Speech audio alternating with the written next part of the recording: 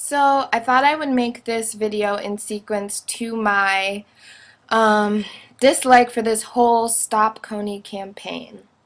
The reason why that I'm against it is because, well, I think it's a bunch of bullshit.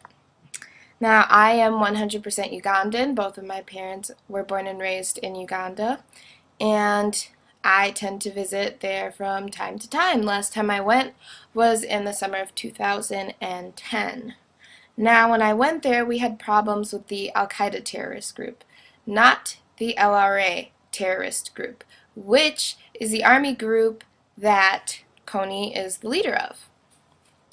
So, last night I just see that this is like a trending topic on Twitter, and like this video has like millions and millions of views, and it's about Uganda and Kony. So I asked my mom, and my mom laughs and goes, "He died like 5 years ago."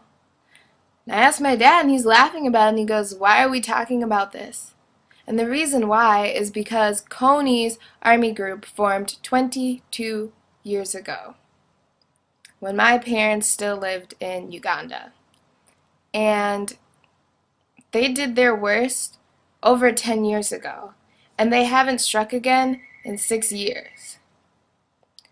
So, why is this video being put out now? And the whole thing is to stop Kony when we have the U.S. government and other national governments interfering, and they have been since 2008, and they still have yet to find Kony. And there's also rumors that Kony's dead and that he's not in Uganda. So if we have military groups looking for Kony in Uganda, but he's not in Uganda, what are we doing? In the video, which was great editing and like the quality and everything, like I was like, wow, this is very like high tech. I looked into the Invisible Children. They make over $13 million a year as a company, and 31% of their donations actually go to the causes. And the donations that Invisible Children would send would have to go to the Ugandan military to help fight off Kony. But if Kony is not in Uganda, the Ugandan military can't cross into other territories. So what would they do? And I always talk to my brother, who's never left Uganda, and my grandmother, one of my grandmothers, both of them still live in Uganda as well. And every single time that I have been there, and I usually stay there for months at a time, not once did they ever mention Kony.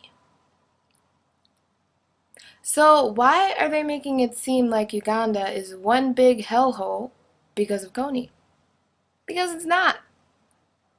So this video isn't really giving you the correct information. So before you go out and you're like, "Stop Kony 2012," and change your Facebook profile picture and make all these tweets about Kony, you should probably educate yourself.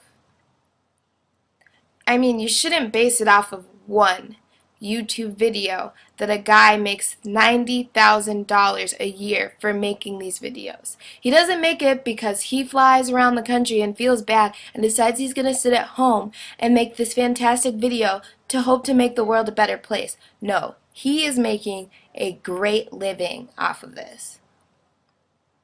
I mean, it's great if you want to send donations to anywhere for any causes, but you should probably do that through somewhere more trustworthy, like the Amnesty International. And then it's like, what happens to the other causes like Darfur, that AIDS movement, the Red movement, that kind of just went away? And then what's going to happen? How long is this going to last? Are we going to care about Kony until we actually get him? Or is it going to take something else to go on? Because there is something else going on right now, and you would know if you watch the news. I mean, I'm not judging you if you don't watch the news, but I mean, you wouldn't know unless you really watch the news, or someone who watches the news tells you, which is Syria. And what's going on in Syria is way more extreme than what's going on, or what has went on, excuse me, when Kony was striking. So I just really want people to educate themselves. Like, I think it's great to become aware of things, but this is something that's being blown out of proportion. And the people who are doing it and who started it are making a lot of money off of this, and a lot of money off of us.